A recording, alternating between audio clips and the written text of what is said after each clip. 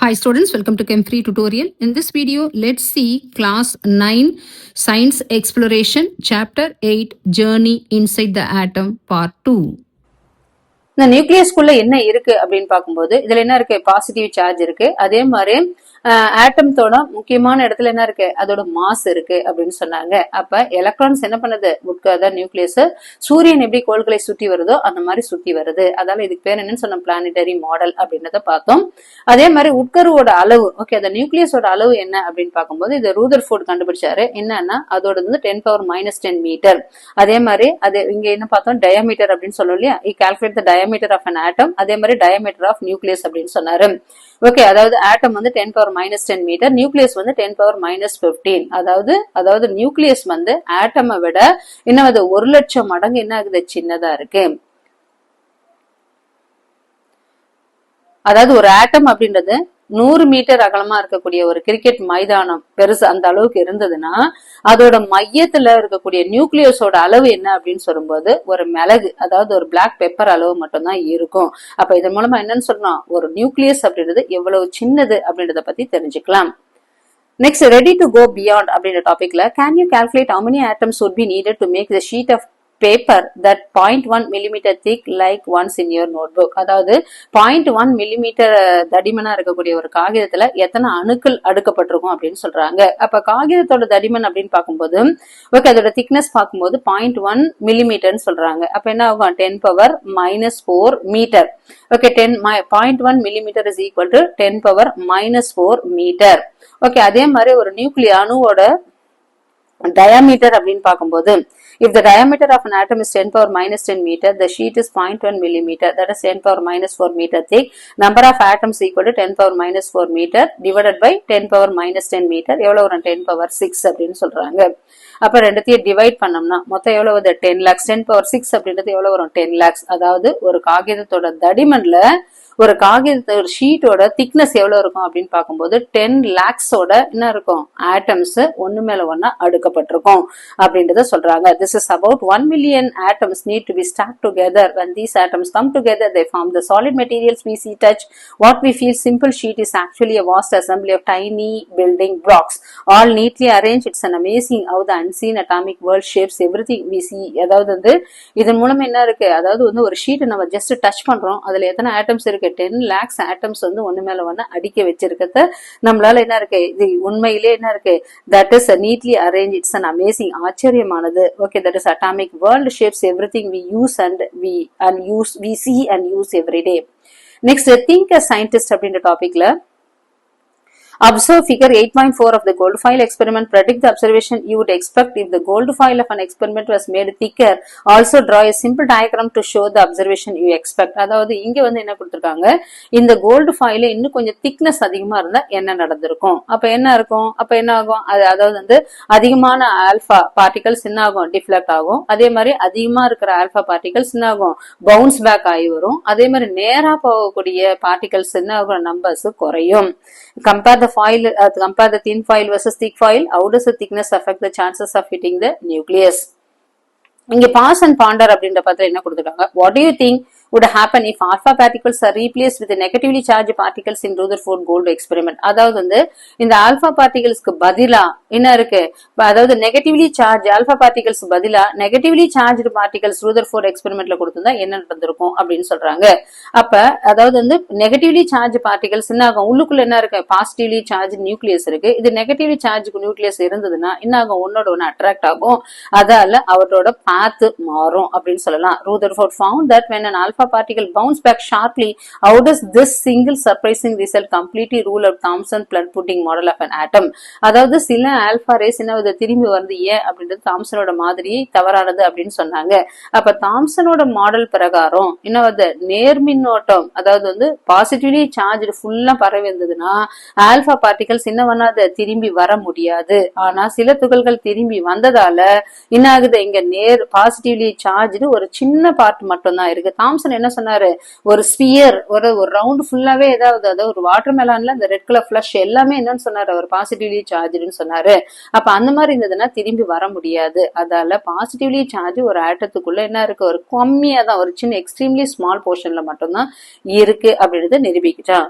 If you can ask Rutherford one question about his work, what it will be? Suppose நீ ரூதர்ஃபோர்ட பார்த்து ஒரு question கேட்கணும் அவரோட வேலையை பத்தி அப்படின்னா என்ன கொஸ்டின் கேட்ப அப்படின்னு சொன்னபோது, அப்ப ரூதர்ஃபோர்ட்ல ஒரு கேள்வி கேட்கணும் அப்படின்னா என்ன மாதிரி கேட்பீங்க அப்படின்னா, அதாவது வந்து நியூக்ளியஸ் இருக்கிறது யாரு அவர் நிரூபிச்சாரு. அப்ப உங்களோட இன்னும் ஆச்சரியமான எக்ஸ்பெரிமெண்டோட ரிசல்ட் என்ன அப்படின்றத பத்தி கேட்கலாம். Rutherford atomic model was better than Thomson model in explaining the results of the gold foil experiment. அப்ப ரூதர்ஃபோர்ட் மாடல் யாரோட தாம்சனோட மாடலை விட என்ன ஆகுது, நல்ல எக்ஸ்பெரிமெண்ட், அவரோட ரிசல்ட்ஸ் நல்லா இருந்தது. Better than the Thomson model is explaining the results of gold foil. எது மூலமா, கோல்டு ஃபாயில் மூலமா அவர் ப்ரூவ் பண்ணாரு. However, it had limitation. அவரோடதுலயும் சில குறைபாடுகள் இருந்தது. It could not explain the stability of an atom. அப்ப ரூதர்ஃபோர்ட்ல இருக்கக்கூடிய முக்கியமான குறைபாடு என்ன அப்படின்னு சொல்லும்போது ஆட்டமோட ஸ்டெபிலிட்டியை பத்தி அவர் சொல்ல அப்படின்னு சொன்னாங்க. முன்னாடி என்ன பார்த்தோம், that is Rutherford atomic model, அது 1911ல. ஓகே, அதுல என்ன சொன்னாரு, அதாவது ஆட்டமோட பெரும்பாலும் என்னவா இருக்கு, எம்டி ஸ்பேஸா இருக்கு. அதோட சென்ட்ரல் என்ன இருக்கு, நியூக்ளியஸ் இருக்கு. அது அந்த நியூக்ளியஸோட சார்ஜ் என்ன இருக்கு, பாசிட்டிவா இருக்கு. அதுக்கு மாஸ் இருக்கு அப்படின்னு சொன்னாரு. அதை சுத்தி தான் எலக்ட்ரான்ஸ் என்ன பண்ணுது, சுற்றி வருது அப்படின்னு சொன்னாரு. இந்த மாடலுக்கு பேரு பிளானிட்டரி மாடல் அப்படின்னு சொன்னாரு. பிளானிட்டரி மாடல் ஏன் சொல்றோம், சன்னை சுத்தி பிளானட்ஸ் எப்படி சுத்தி வருதோ அதே மாதிரி நியூக்ளியஸை சுத்தி எலக்ட்ரான்ஸ் சுத்தி வர்றதால இது என்ன சொல்றோம், பிளானிட்டரி மாடல் அப்படின்னு சொல்றோம். இந்த அதாவது வந்து ஆட்டமோட டயமீட்டர் அப்படின்னு பார்க்கும்போது 10⁻⁻10 மீட்டர் அப்படின்னு சொன்னாரு. அதே மாதிரி நியூக்ளியஸோட டயமீட்டர் பார்க்கும்போது 10⁻⁻15 சொன்னாரு. அதாவது இந்த நியூக்ளியஸ் ஆட்டமோட என்ன இருக்கு, 1,00,000 மடங்கு சின்னது அப்படின்னு சொன்னாரு. அப்புறம் தான் என்னன்னு சொன்னாங்க, இந்த ரூதர்ஃபோர்ட் அட்டாமிக் மாடல் தாம்சனை விட பெட்டரா இருந்தாலும் என்ன வருது, இதுவும் சில குறைபாடுகள் இருக்கு. என்ன குறைபாடு அப்படின்னா, it could not explain the stability of an atom. ஆட்டத்தோட நிலைப்பாடை பத்தி அவர் என்ன பண்ணல, எக்ஸ்பிளைன், ஸ்டெபிலிட்டியை பத்தி அவர் சொல்லல. இப்ப லிமிடேஷன்ஸ் என்ன, அவரோட குறைபாடு அப்படின்றத பத்தி பார்க்க போறோம். Limitations of Rutherford atomic model. While the idea of central nucleus was a major step forward, Rutherford model could not explain why atom stable. அவர் என்ன சொன்னாரு, ஆட்டத்தோட நடுவுல பாசிட்டிவ், அதாவது ஒரு ஆட்டம் இருக்கு, ஆட்டத்தோட பெரும்பாலும் என்ன இருக்கு, அதுக்கு அதாவது வந்து சென்ட்ரல்ல என்ன இருக்கு, நியூக்ளியஸ் இருக்கு, ஒரு சின்ன எக்ஸ்ட்ரீம்லி ஸ்மால் ரீஜன் நியூக்ளியஸ் இருக்கு அப்படின்றத சொன்னாரு. அதுக்கு என்ன இருக்கு, நியூக்ளியஸுக்கு மாஸ் இருக்கு அப்படின்னு சொன்னவர் யாரு, ரூதர்ஃபோர்ட். ஏதோ எக்ஸ்பெரிமெண்ட் பண்ண கோல்டு ஃபாயில் மரமா எக்ஸ்பெரிமெண்ட் சொன்னாரு. அப்ப இவர் என்ன சொன்னாரு, Rutherford model could not explain ஆட்டமோட ஸ்டெபிலிட்டியை பத்தி அவர் சொல்லல. As you have learned in chapter 4, describing motion around us, a particle moving in a circular path is constantly changing its direction. Already நம்ம describing motion around us அப்படின்ற டாபிக்ல ஒரு particle, ஒரு துகள் என்ன ஆகுது, சர்க்குலர் பார்ட்ல மூவ் ஆயிட்டே இருக்கு. ஓகே, ஜஸ்ட் அப்படியே மூவ் ஆயிட்டே இருக்கும்போது ஒரு சர்க்குலர் பார்ட்ல ஓகே கான்ஸ்டன்ட்லி சேஞ்சிங் டைரக்ஷனை மாத்தி போயிட்டே இருக்கும்போது, விச் மீன்ஸ் அதுக்கு பேர் தான் என்னன்னு சொல்றோம், ஆக்சிலரேட்டிங் அப்படின்னு சொல்றோம். If the negatively charged electrons keep accelerating around the nucleus, it should lose energy. அதாவது அவரோட இது என்ன சொன்னாரு, அத சென்டர்ல, ஆட்டத்துக்கு சென்டர்ல என்ன இருக்கு, பாசிட்டிவ்லி சார்ஜ்டு நியூக்ளியஸ் இருக்கு. அதை சுத்தி தான் என்ன இருக்கு, எலக்ட்ரான்ஸ் ரிவால்வ் ஆகுது அப்படின்னு சொன்னார். அதை சுத்தி தான் என்ன எலக்ட்ரான்ஸ் ரொட்டேட் ஆகுதுன்னு சொன்னாரு. அப்ப உள்ளுக்குள்ள பாசிட்டிவ்லி சார்ஜ்டு நியூக்ளியஸ் இருக்கு, என்ன ஆகுது, அதை சுத்தி எலக்ட்ரான்ஸ் ரிவால்வ் ஆயிட்டு இருக்கு. அப்போ according to motion, that is motion describing motion around us அப்படின்ற டாபிக்ல ஒரு பொருள் சர்க்குலர் பாத்துல சுத்திட்டே இருக்கும்போது என்ன ஆகும், if negatively charge electrons keep accelerating around the nucleus, it should lose energy. அப்போ ஒரு பொருள் வட்டப்பாதையில சுத்திக்கிட்டே இருக்கும்போது என்ன ஆகும், அது கொஞ்சம் கொஞ்சமா அதோட எனர்ஜியை லூஸ் ஆகும். It should lose energy. Losing energy would make it spiral inward and eventually fall into the positively charged nucleus. அப்ப இந்த மாதிரி எலக்ட்ரான்ஸ் நியூக்ளியஸ் சுத்தி வந்துகிட்டே இருக்கும்போது என்ன ஆகுது, அதோட எனர்ஜி குறைஞ்சி அட் லாஸ்ட் என்ன ஆகும், அது உள்ளுக்குள்ள விழுந்துரும். அப்ப என்ன ஆகும், உள்ளுக்குள்ள என்ன இருக்கு, பாசிட்டிவ் இருக்கு.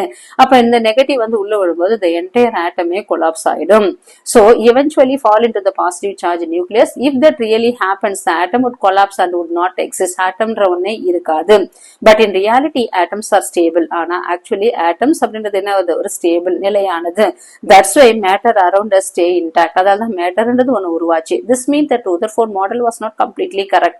இதன் மூலம் என்ன ஆகுது அப்படின்னா, Rutherford model completely correct correct இல்ல and a new explanation was needed to describe how electrons remained in motion without collapsing the nucleus.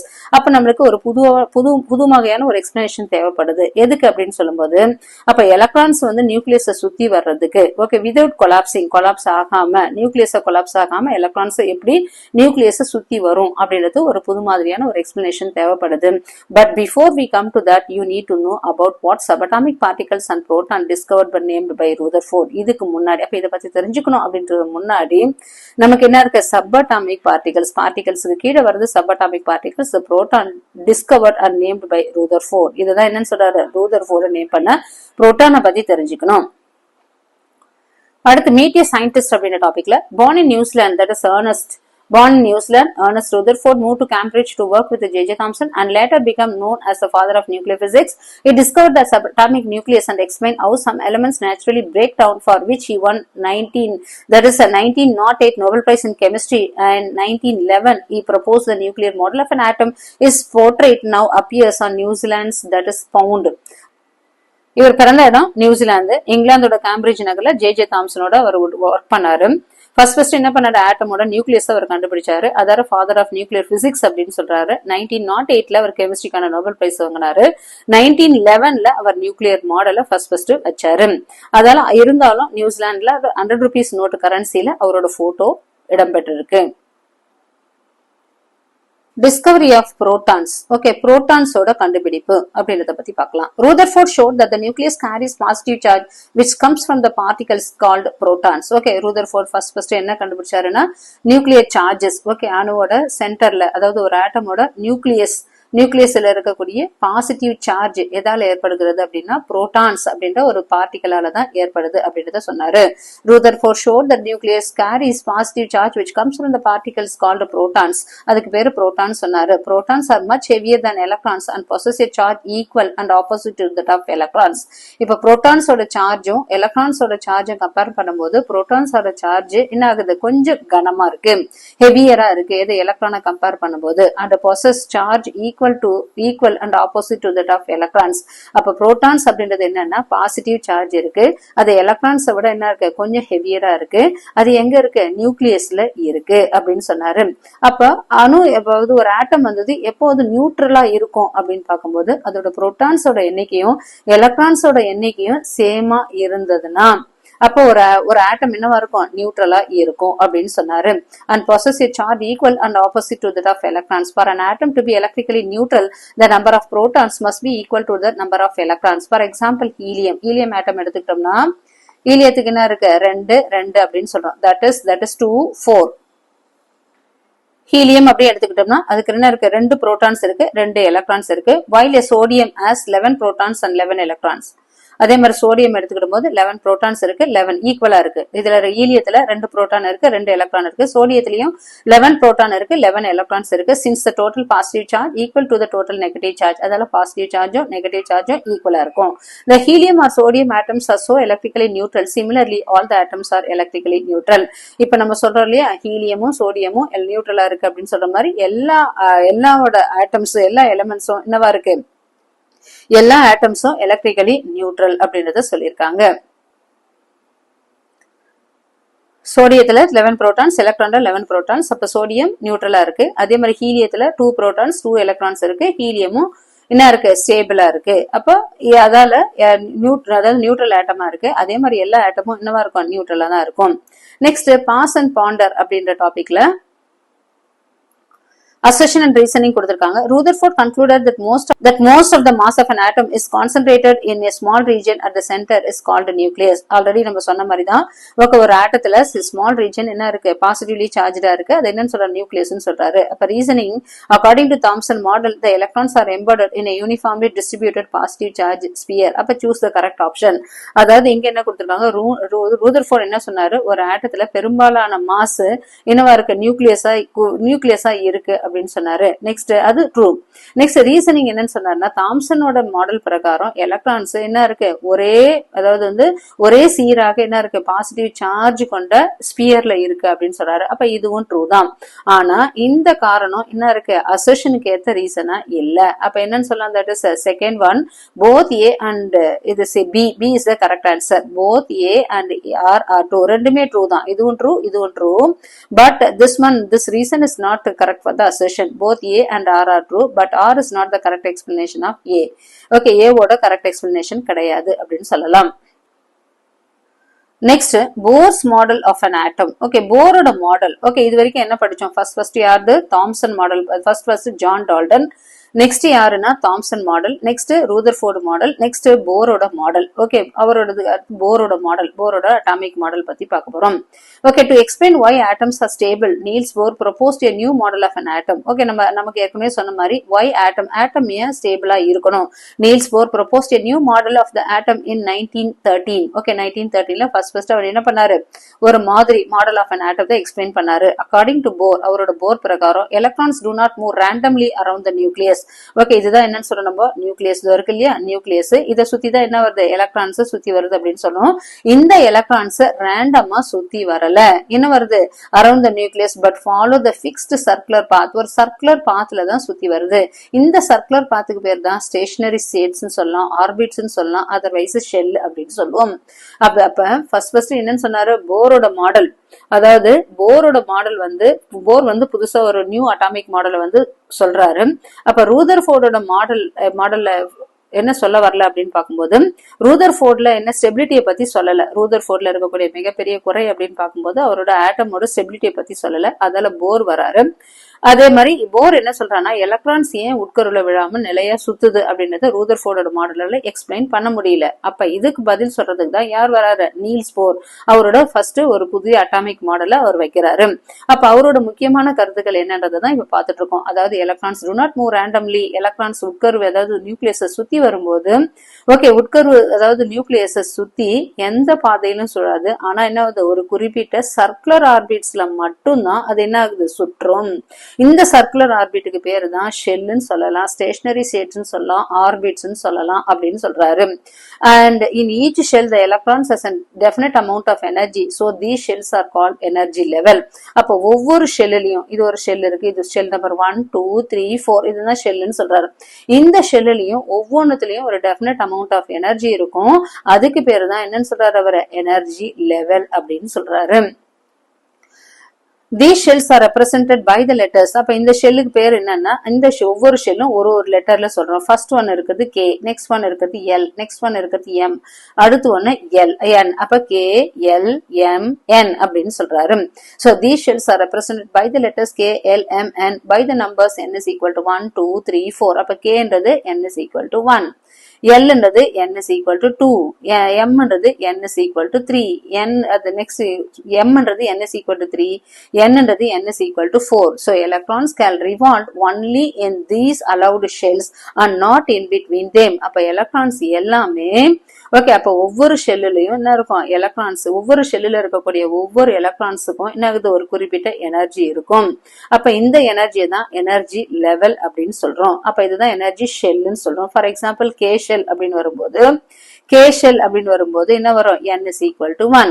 Next L shell அப்படின்னு சொல்லும்போது n is equal to 2, M shell அப்படின்னு வரும்போது n is equal to 3, N shell அப்படின்னு வரும்போது n is equal to 4 அப்படின்னு பேர் வச்சிருக்காங்க. எதுக்கு, இந்த எனர்ஜி லெவலுக்கு பேர் வச்சிருக்காங்க. That is energy levels. Electrons can revolve only in these allowed shell. இந்த ஷெல்ல மட்டும்தான் எலக்ட்ரான்ஸ் என்ன வரும், ரிவால்வ் ஆகும், and not in between them. While moving in a fixed shell, the electrons do not lose energy. இந்த மாதிரி ஒரு particular ஷெல்லுல electrons சுத்தி வரும்போது அது என்ன ஆகாது, எனர்ஜியை லூஸ் பண்ணாது. The first shell, that is K, first shell என்ன சொல்றோம், K ஷெல்னு சொல்றோம். அதுல என்ன இருக்கு, n is equal to 1, that is the one closer to the nucleus. First one தான் என்ன இருக்கு, நீ K ஷெல் தான் எனர்ஜி, அதாவது நியூக்ளியஸுக்கு க்ளோசரா இருக்கிறது K shell. The higher energy of the levels increasing as you move away from the nucleus, that is the energy of an electron in L shell. அடுத்து L shell வந்து n is equal to 2, next M shell இங்க இருக்கு, next N shell இங்க இருக்கு, is more than that of electron in K shell. That is the farther away a shell is from the nucleus is higher its energy. அப்ப இவர் என்ன சொல்றாரு, first K shell என்ன இருக்கு, நியூக்ளியஸுக்கு ரொம்ப கிட்ட இருக்கு, அதால இதோட எனர்ஜி என்னவா இருக்கு, கம்மியா இருக்கு. அப்ப நியூக்ளியஸ்ல இருந்து தூரம் அதிகரிக்க அதிகரிக்க எலக்ட்ரானோட எனர்ஜியும் அதிகரிக்கும். அப்ப first K, next L, next M, next N. அப்ப எலக்ட்ரான் ஒரு ஷெல்லுல இருந்து இன்னொரு ஷெல்லுக்கு எப்படி போகும் அப்படின்றத சொல்றாரு. Next the energy of the shells increase as you move away from the nucleus. That is the energy of electron in the L shell, n is equal to 1, more than that of electron K in the shell. அதாவது வந்து K shell கம்மியா இருக்கும், L shell அதிகமா இருக்கும், M shell அதோட அதிகமா இருக்கும், N shell அதிகமா இருக்கும். The farthest away the shell is from the nucleus is higher its energy. போக போக என்ன ஆகும், அதாவது நியூக்ளியஸ் விட்டு தூரம் போக போக ஷெல்லோட எனர்ஜியும் அதிகரிக்கும்னு சொல்றாரு. An electron can move into another shell by absorbing or releasing a fixed amount of energy equal to the difference between the energy of the two shells. அதாவது இங்க என்ன சொன்னாரு அப்படின்னு பார்க்கும்போது, அவர் ரூதர்ஃபோர்டு சொன்ன பிரகாரம் ஒரு ஆட்டம் இருக்கு, ஆட்டத்துக்குள்ள என்ன இருக்கு, நியூக்ளியஸ் இருக்கு, நியூக்ளியஸ் என்ன பண்ணது, எலக்ட்ரான்ஸ் நியூக்ளியஸ் சுத்தி வருதுன்னு சொன்னார். அப்ப நியூக்ளியஸ் எலக்ட்ரான்ஸ் கண்டினியூஸா ஒரு வட்டப்பாதையில சுத்தி வரும்போது அது என்ன ஆகும், எனர்ஜியை லூஸ் பண்ணி உள்ளுக்குள்ள விழுந்துரும். அப்ப அதாவது ஆட்டம்ன்றது ஒரு ஸ்டேபிளா இருக்காது அப்படின்றது ரூதர்ஃபோர்டோட குறைபாடு. அதுக்கப்புறம் தான் யார் வந்தாரு, நீல்ஸ் போர் வந்து என்ன சொன்னாரு, எலக்ட்ரான்ஸ் ஜஸ்ட் லைக் தட் சுத்தி வரல, அதுக்கு என்ன இருக்கு, ஒவ்வொன்றுத்துக்கும் ஒரு பிக்ஸ்டு பாத் இருக்கு. ஓகே, 4 வட்ட பாதையில தான் அது சுத்தி வருது. ஃபர்ஸ்ட் இருக்கிறது K, நெக்ஸ்ட் இருக்கிறது L, நெக்ஸ்ட் இருக்கிறது M, அடுத்து இருக்கிறது N. K க்ளோசரா இருக்கிறது கம்மியா இருக்கும் எனர்ஜி, போக போக என்ன இருக்கும், எனர்ஜி அதிகமாகிட்டே போகும். அப்ப ஒரு ஷெல்லுல இருந்து இன்னொரு ஷெல்லுக்கு எலக்ட்ரான்ஸ் எப்படி போகும் அப்படின்றத அடுத்து சொல்றாரு. அப்ப எலக்ட்ரான்ஸ் எப்படி ஒண்ணுல இருந்து இன்னொன்னுக்கு போகும் அப்படின்னு பார்க்கும்போது, ஒரு எனர்ஜி வந்து என்ன பண்ணும், அப்சர்வ் பண்ணும். அதாவது மேல போகும்போது என்ன ஆகும், an electron can move to the another shell by observing. ஒன்னு என்ன ஆகும், எனர்ஜியை அப்சர்வ் பண்ண மூலமாகவோ எனர்ஜியை ரிலீஸ் பண்றது மூலமாகவோ ஒரு கூட்டுல இருந்து ஒரு ஷெல்லுல இருந்து இன்னொரு ஷெல்லுக்கு எலக்ட்ரான்ஸ் ஜம்ப் ஆகும். an electron can move to another shell by observing or releasing a fixed amount of energy equal to the difference between the energy of the two shells. each shell can hold only a certain number of electrons. அதே மாதிரி ஒவ்வொரு ஷெல்லையும் ஒரு particular electrons மட்டும்தான் இருக்கும். You may be wondering how does Bohr's model explain stability. அப்ப இதுல இருந்து நம்ம தெரிஞ்சுக்கலாம் Bohr's model வந்து எப்படி stability பத்தி எக்ஸ்பிளைன் பண்ணுது அப்படின்றத பத்தி. In Bohr model, electrons also move in circular path around the positively charged nucleus as in Rutherford's model, but why don't they lose energy while doing so? Bohr addressed this by introducing the concept of stationary states as a postulate. In a stationary state, the energy of an electron remains constant even though if it is motion around the nucleus. Bohr's model could explain many experimental observation and mark a major step in understanding the atomic structure.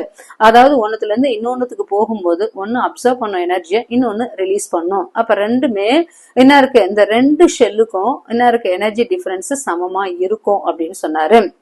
அப்ப ஒவ்வொரு ஷெல்லுலயும் என்ன சொல்றாரு, ஒரு particular amount electrons மட்டுமே இருக்கும். For example K shell அப்படின்னு எடுத்துக்கினா, K ஷெல்ல மொத்தம் எத்தனை இருக்கும்னா அதிகபட்சமா 2 எலக்ட்ரான்ஸ் இருக்கும். L ஷெல் அப்படின்னு எடுத்துக்கிட்டோமா அதிகபட்சம் 8 எலக்ட்ரான்ஸ் இருக்கும்.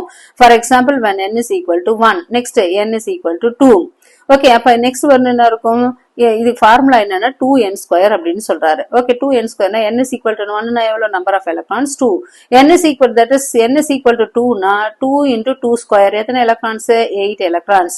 அப்ப L ஷெல்ல 8 எலக்ட்ரான்ஸ். நெக்ஸ்ட் M ஷெல்லுன்னு பார்க்கும்போது 2 into 3² அப்ப எவ்வளவு வரும், 18 எலக்ட்ரான்ஸ் இருக்கும். நெக்ஸ்ட் N ஷெல்ல 2 into 4² போட்டா 32 electrons.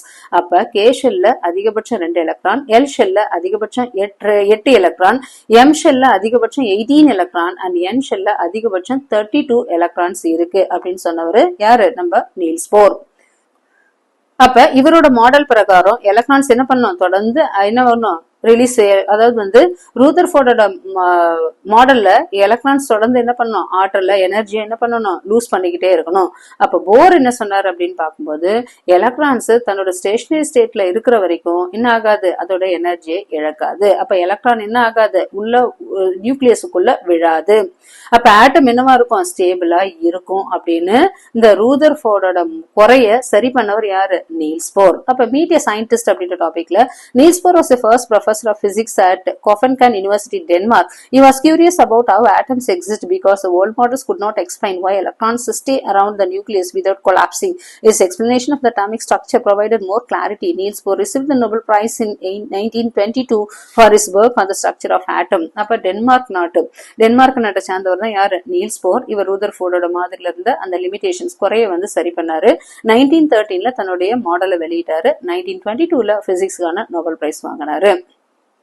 Next threads of curiosity அப்படின்ற டாபிக்ல why are Bohr's model called KLMN not ABCD? அவரோட ஸ்டேட் சொன்னோம் இல்லையா, that is stationary orbits. First KLMN தான் ஸ்டார்ட் பண்றாரு.